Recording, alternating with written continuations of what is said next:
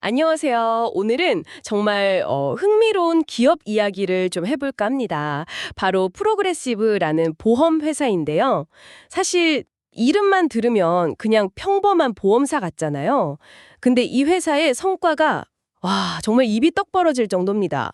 최근에요, 2024년 이후 S&P 500 지수가 한 38% 올랐는데 프로그레시브는 무려 52%나 상승했어요. 근데 더 놀라운 건요.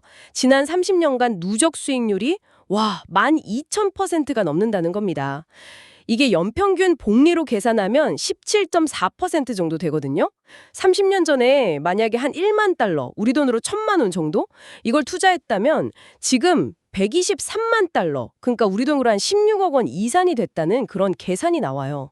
와, 진짜 30년에 120배라니. 이거 뭐 웬만한 기술주 저리 가란데요. 아니 도대체 보험회사가 어떻게 이렇게 꾸준하면서도 폭발적인 성장을 할 수 있었을까요? 그래서 오늘은 이 조용한 거인 프로그레시브의 성공 비결을 한번 아주 깊숙이 파헤쳐 보겠습니다. 평범해 보이는데 시장을 압도하는 몬스터 주식이 된 그 이유. 자, 지금부터 함께 알아보시죠.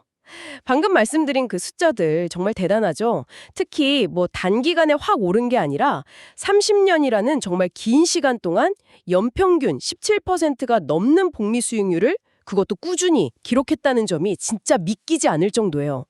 야, 정말 장기 투자의 힘이 이런 거구나 제대로 보여주는 사례 같습니다. 맞습니다. 이게 수십 년간 시장이 오르락내리락 했잖아요. 그리고 여러 경제 위기도 있었고요. 그런데도 이렇게 꾸준히 높은 수익률을 냈다는 건 이 회사만의 아주 강력하고 또 지속 가능한 경쟁 우위가 있다는 확실한 증거입니다. 이게 그냥 운이 좋았다거나 뭐 특정 시기에 잠깐 반짝했던 게 아니라는 거죠. 경제 침체기, 또 금리가 막 변동하는 시기, 기술 변화, 거기에 엄청 치열한 경쟁 환경까지. 이런 온갖 파도를 넘으면서도 계속 성과를 냈다는 거, 그게 핵심입니다. 그 강력한 경쟁 우위, 도대체 그 실체가 뭘까요? 이 프로그레시브 성공의 첫 번째 비결로 많이들 꼽는 게 바로 언더라이팅이라고 하던데요. 그러니까 보험 계약을 인수하는 단계에서 수익성에 대해 거의 뭐 집착에 가까울 정도로 집중했다는 건데 이게 다른 보험사들하고 그렇게 달랐던 건가요? 네, 그게 아주 근본적인 차이점이고 어떻게 보면 모든 성공의 출발점이라고 할 수 있어요. 여기서 언더라이팅이라는 게 뭐냐면요. 보험 계약을 할 때 그 계약이 어느 정도 위험이 있는지 정확히 평가하고요. 또 그 위험에 맞는 적절한 보험료를 딱 책정해서 궁극적으로는 보험 계약 그 자체에서 이익을 남기는 그 과정을 의미합니다. 1965년인데요. 그때 CEO였던 피터 루이스가 아주 명확한 원칙을 세웠어요. 그게 뭐냐면 보험료 수입의 최소 4%는 반드시 언더라이팅 이익으로 남긴다. 바로 이거였죠. 잠깐만요. 보험회사가 보험 장사로 돈 버는 게 당연한 거 아닌가요? 그게 왜 그렇게 특별한 원칙이었죠? 당시에는? 그렇죠. 지금 기준으로 보면 너무 당연하게 들릴 수 있는데요. 근데 당시 대부분의 보험사들은 좀 다른 방식으로 운영되고 있었어요. 보험 계약 그 자체로는 뭐 거의 이익을 안 남기거나 어떨 땐 심지어 약간 손실을 보더라도 괜찮다고 생각하는 경우도 많았거든요. 대신에 고객한테 받은 보험료 있잖아요. 이걸 플로트라고 부르는데 이 자금을 뭐 주식이나 채권 같은 데 투자해서 얻는 투자 수익, 이걸로 회사의 전체 이익을 내는 전략을 주로 썼습니다. 하지만 프로그레시브는 달랐던 거죠. 처음부터 우리는 보험 사업 그 자체, 그러니까 위험을 인수하고 가격을 매기는 행위, 이걸로 돈을 벌어야 한다. 이런 어찌 보면 단순하지만 굉장히 강력한 원칙을 딱 고수한 겁니다.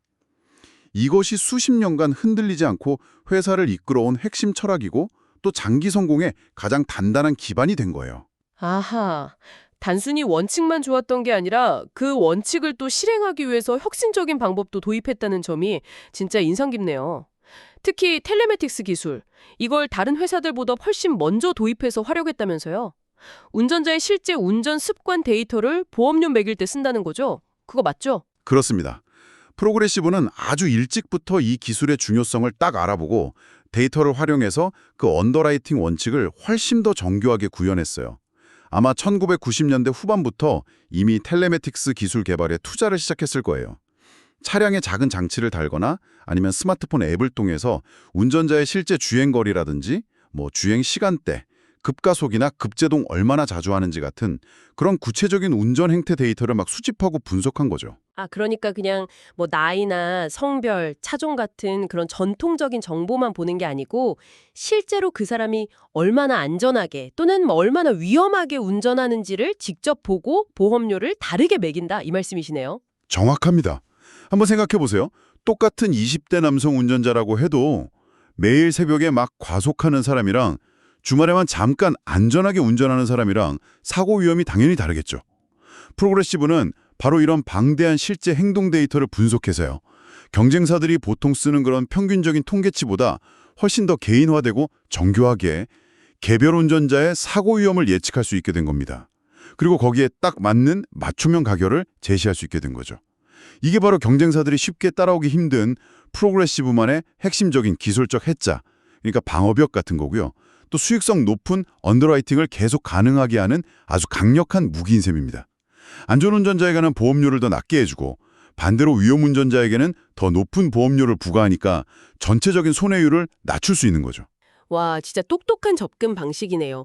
그 원칙에 대한 고집, 그리고 그걸 실현하는 기술력이 딱 결합된 결과군요. 그럼 이런 우위가 실제로 뭐 재무제표 같은 숫자로도 딱 증명이 될 텐데요. 결합 비율이라는 지표가 그걸 보여준다고 들었습니다.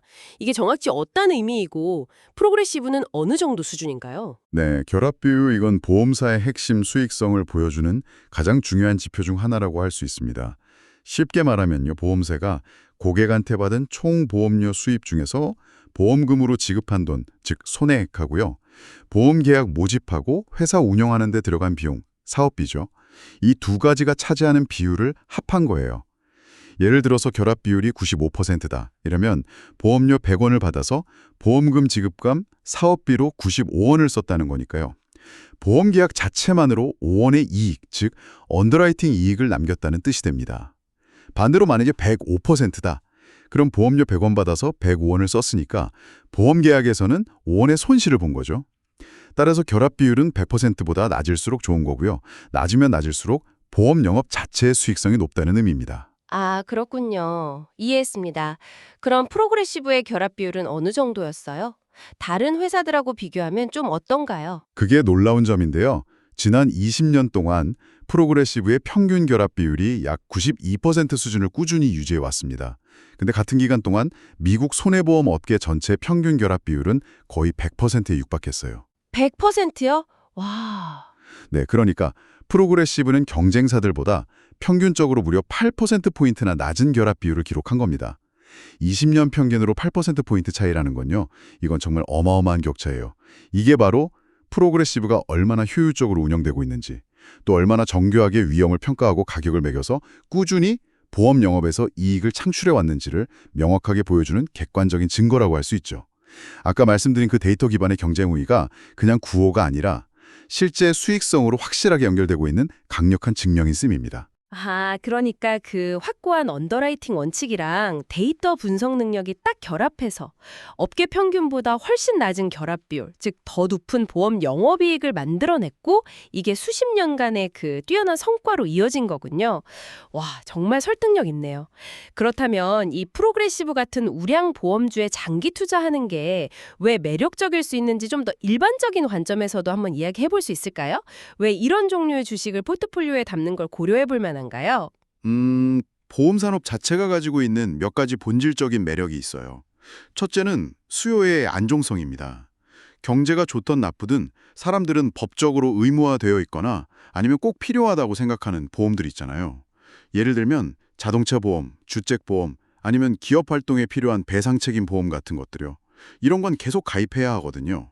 즉, 수요가 경기 변동에 상대적으로 덜 민감해요. 비경기 순환적인 특성을 가지고 있다는 거죠. 이게 보험사에게는 꾸준하고 예측 가능한 보험료 수입을 가져다주는 기반이 됩니다. 둘째는 아까 잠깐 언급했던 플로트를 활용한 투자 수익이에요. 보험사는 고객한테 보험료를 먼저 받잖아요. 그리고 나중에 사고가 났을 때 보험금을 지급하죠. 이 보험료 받는 시점이랑 보험금 주는 시점 사이에 기간이 있는데 이 동안 보험사는 엄청난 규모의 자금, 즉 플로트를 보유하게 됩니다. 이 돈을 보통 안전자산인 채권 같은 데 투자해서 추가적인 수익을 얻을 수 있어요. 특히 금리가 오르는 시기에는 이 투자 수익이 더 커져서 보험사의 전체 이익 증대에 기여할 수 있습니다. 실제로 최근 몇 년간 프로그레시브를 포함해서 많은 보험사들 실적이 좋았는데 여기에는 이런 금리 상승 환경도 꽤 긍정적인 영향을 미쳤죠. 아, 그리고 경제가 성장하면 또 사람들이 차를 더 많이 사고 사업체도 늘어나니까 보험 가입 자체가 늘어나는 효과도 있겠군요. 맞습니다. 그런 안정적인 기본 수요에 더해서 경제 성장기에는 보험 가입 건수가 늘어나면서 성장성까지 기대할 수 있는 거죠. 이렇게 안정성이랑 성장성을 어느 정도 같이 가지고 있고 특히 시장 변동성이 클 때는 주가가 상대적으로 좀 덜 떨어지는 그런 방어적인 성격도 있다는 점이 보험주 투자의 매력입니다. 그런데 프로그레시브는 이런 보험산업 고유의 매력에 더해서 우리가 앞에서 계속 살펴본 것처럼 자체적인 초과 수익 창출 능력, 즉 아주 강력한 경쟁 우위까지 갖추고 있는 특별한 사례라고 할 수 있겠습니다. 물론 뭐 세상에 완벽한 투자는 없겠죠. 아무리 프로그레시브가 정말 뛰어난 성과를 보여왔다고 해도 투자자로서 반드시 알아야 할 위험 요인들도 있을 텐데요. 어떤 점들을 좀 주의 깊게 봐야 할까요? 물론입니다. 몇 가지 중요한 위험 요인들을 짚어볼 필요가 있습니다. 첫 번째는 아무래도 피할 수 없는 자연재해의 위험이죠. 특히 프로그레시브가 주택보험 사업도 점점 확장하고 있기 때문에 허리케인이라든지 산불, 홍수, 토네이도 같은 아주 큰 자연재해가 발생하면요. 예측을 훨씬 뛰어넘는 막대한 보험금을 지급하게 될 수 있어서 단기적으로 큰 손실을 입을 수 있습니다. 물론 뭐 재보험 같은 걸 통해서 위험을 분산시키긴 하지만 최근 기후변화 때문에 재해의 빈도나 강도가 커지는 추세는 분명히 부담 요인입니다. 두 번째는 역시 경쟁입니다. 어쩔 수 없죠. 프로그레시브가 자동차 보험 시장에서 정말 엄청난 성공을 거뒀지만 GICO, 가이코나 스테이트팜 같은 미국의 전통적인 대형 보험사들도 여전히 막강한 자본력과 브랜드 인지도를 가지고 있거든요. 이 회사들도 가만히 있는 게 아니라 데이터 분석이나 디지털 전환에 투자를 계속 늘리고 있어서 앞으로 경쟁은 더 치열해질 수 있습니다. 뭐 가격 경쟁이라든지 마케팅 비용 증가 같은 게 프로그레시브의 수익성을 압박할 가능성은 항상 있는 거죠. 그리고 비료업 측면에서의 압박도 있을 것 같아요. 예를 들어서 요즘 자동차 수리비가 엄청 올랐다고 하던데요. 그런 것도 영향이 크겠죠. 그거 아주 중요한 포인트입니다. 최근 몇 년간 차량 수리 비용이 정말 많이 올랐는데 이게 보험사에게는 직접적인 비용 증가 요인이 되거든요. 요즘 자동차에는 뭐 첨단 운전자 보조 시스템, 에이다스 센서나 카메라 같은 비싼 부품들이 워낙 많이 들어가고요. 또 전기차 보급도 늘면서 수리 과정 자체가 더 복잡해지고 비용도 많이 들게 됐죠. 그뿐만 아니라 보험금 지급과 관련된 소송이 좀 늘어나는 경향이라든지 의료비 상승을 포함한 전반적인 인플레이션 압력, 이런 것들도 다 보험사가 지급해야 할 보험금 규모를 키워서 마진에 부정적인 영향을 미칠 수 있는 요인들입니다. 그렇다면 투자자 입장에서는 이런 여러 위험 요인들 속에서도 프로그레시브가 여전히 그 강력한 경쟁 우위, 특히 아까 말씀하신 그 낮은 결합 비율을 잘 유지하고 있는지를 계속해서 확인하는 게 중요하겠네요. 만약에 프로그레시브의 결합 비율이 경쟁사들과의 격차를 유지 못하고 점점 올라간다. 그러면 뭔가 좀 문제가 생기고 있다는 신호로 해석할 수도 있겠군요. 네, 정확히 보셨습니다. 결합 비율, 특히 업계 평균이나 주요 경쟁사들과 비교해서 보는 것은 프로그레시브의 경쟁 우위가 계속 유지되는지를 가늠하는 핵심 지표입니다. 만약에요, 프로그레시브의 결합 비율이 계속 올라가서 업계 평균과의 격차가 눈에 띄게 줄어든다. 그러면 이건 그들이 자랑하는 데이터 기반의 정교한 위험 평가나 가격 책정 능력이 좀 약화되고 있거나 아니면 뭐 치열해진 경쟁이나 비용 상승 압력을 예전만큼 효과적으로 관리하지 못하고 있다는 아주 중요한 신호일 수 있습니다. 따라서 이 지표의 추이를 정말 면밀히 관찰하는 것이 필수적이죠. 하지만 뭐 현재까지는 여전히 업계 최고 수준의 언더라이팅 능력을 꾸준히 보여주고 있다는 점은 긍정적으로 볼 수 있습니다. 여러 위험 요인에도 불구하고 어쨌든 현재까지는 그 경쟁 우위가 잘 유지되고 있다 이런 말씀이시군요. 그렇다면 앞으로 프로그레시브의 전망은 좀 어떻게 보시나요? 이런 성공 스토리가 계속 이어질 수 있을까요? 네, 여러 도전 과제들이 분명히 있긴 하지만 전반적으로는 꽤 긍정적인 전망이 우세하다고 볼 수 있습니다. 특히 기술 발전의 흐름이 프로그레시브에게 오히려 기회가 될 수 있다는 점이 좀 중요해요. 앞으로 자동차가 스스로 막 통신하고 방대한 데이터를 만들어내는 커넥티드카 시대가 본격화되고 또 자율주행 기술이 발전하면 할수록요. 운전 행태와 관련된 데이터는 더욱 풍부해지고 더 정교해질 거거든요. 근데 데이터를 수집하고 분석해서 위험을 평가하고 맞춤형 상품을 개발하는 데 이미 강력한 역량을 갖춘 프로그레시브에게는 이런 트렌드가 오히려 경쟁 우위를 더 강화할 수 있는 기회가 될 수 있다는 거죠. 결국 누가 더 빠르고 정확하게 데이터를 활용하느냐가 미래 보험 시장의 핵심 경쟁력이 될 텐데 프로그레시브는 이 분야에서 확실히 유리한 위치에 있다고 볼 수 있습니다. 그리고 또 하나, 회사가 오랫동안 쌓아온 그 탄탄한 재무 상태와 원칙에 입각한 보수적인 자본 관리 능력도 빼놓을 수 없죠.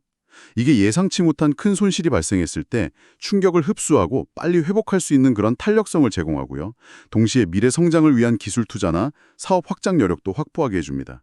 따라서 꾸준한 보험료 수입 증가, 또 경쟁 우위에 기반한 보수적인 위험 관리, 그리고 뛰어난 운영 효율성, 이런 것들을 바탕으로 프로그레시브는 장기적인 성장을 계속 이어갈 가능성이 높다고 평가할 수 있겠습니다. 오늘 이야기를 쭉 종합해보면 프로그레시브의 지난 수십 년간의 그 경이로운 성공은 정말 결코 우연이나 행운이 아니었네요. 보험사업 본연의 수익성에 집중한다는 아주 확고한 경영 철학, 즉 언더라이팅 원칙을 딱 세우고 이걸 현실에서 누구보다 효과적으로 구현하기 위해서 데이터 분석과 기술 혁신이라는 강력한 무기를 정말 끊임없이 갈고 닦아온 결과다. 이렇게 정리할 수 있겠습니다. 이 두 가지 핵심 요소의 시너지가 바로 시장을 압도하는 꾸준한 성과를 만들어낸 비결이었군요. 네, 오늘은 프로그레시브라는 어찌 보면 참 평범해 보이는 보험 회사가 어떻게 이렇게 비범한 성과를 만들어낼 수 있었는지 그 속사정을 깊이 파헤쳐 보았습니다. 단순히 재무제표의 숫자를 넘어서 그 안에 담긴 흔들리지 않는 원칙과 또 시대를 앞서가는 데이터 활용 전략이 어떻게 장기적인 경쟁 우위로 이어지고 결국 투자자들에게 놀라운 가치로 돌아오는지를 아주 생생하게 확인할 수 있는 시간이었습니다. 정말 어떤 산업이든 기본에 충실하면서도 혁신을 멈추지 않는 게 얼마나 중요한지를 다시 한번 생각하게 되네요. 네, 프로그레시브의 사례는 특정 산업 안에서 데이터 기반의 정교한 접근 방식과 원칙을 꾸준히 지켜나가는 것이 얼마나 강력한 차별화 요소이자 성공 공식이 될 수 있는지를 아주 명확하게 보여줍니다. 여기서 한 걸음 더 나아가서 우리 자신에게 좀 적용해 볼 만한 질문을 던져볼 수 있을 것 같아요. 여러분 각자가 속한 분야나 혹은 개인적인 삶에서 이러한 데이터 중심적 사고와 핵심 원칙의 꾸준한 실행을 어떻게 한번 적용해 볼 수 있을까요? 예를 들어서 여러분의 업무 성과를 높이기 위해서 어떤 데이터를 좀 분석하고 활용해 볼 수 있을지, 혹은 장기적인 재테크 목표나 건강관리 목표를 달성하기 위해서 스스로 어떤 원칙을 세우고 그걸 매일 꾸준히 실천해 나갈 수 있을지, 이런 걸 한번 고민해 보시면 어떨까요? 어쩌면 프로그레시브가 수십 년간 걸어온 길에서 여러분만의 성공 방정식을 발견하는 그런 흥미로운 계기가 될 수도 있습니다.